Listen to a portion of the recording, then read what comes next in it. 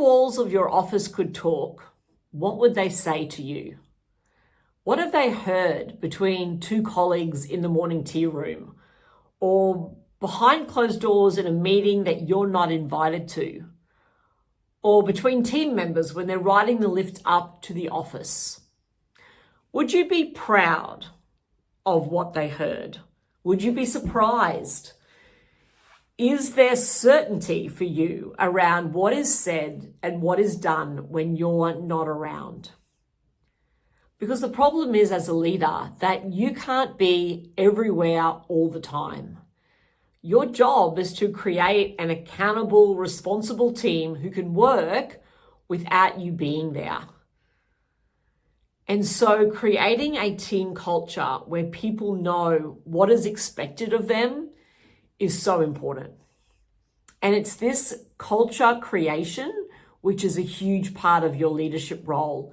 You set the standard. Everything you say, everything you do, everything you approve of, everything you let go and don't mention, all of those things help to build your team culture. And you want to build a culture that you can be proud of. So how do you do that as a leader? Well, I've got 4 things that I think are so important and part of your role that will help you to create really deliberately and consciously a culture that is a high-performing culture, but is one that is really aligned to who you are as a leader as well. So the first thing is to be able to communicate a clear vision and why for your people. So why are we doing all of this?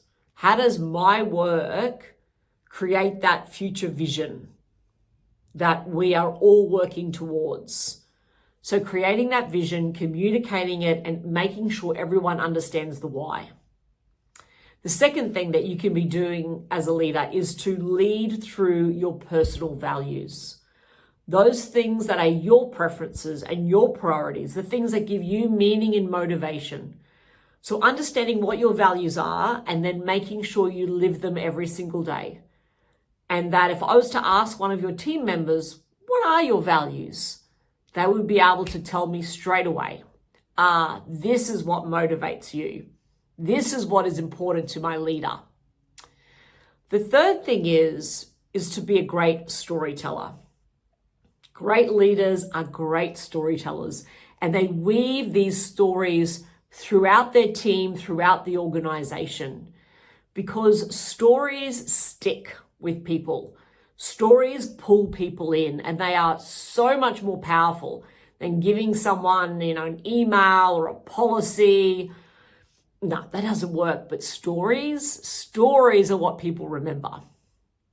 And the fourth thing is to get in the messy middle of your team or your firm, to get messy. That leadership is that real contact sport. You can't play it from the sidelines or behind a closed door. You have to be present with your people, be engaged with them, ask great questions, be part of the conversations, and have a lot of time where the team can just be together, not just head down doing the work, but that real collaboration as a team and you being at the center of that. As a leader, you are a culture creator. It is one of the most important roles you can play. I'm Midja. See you next week.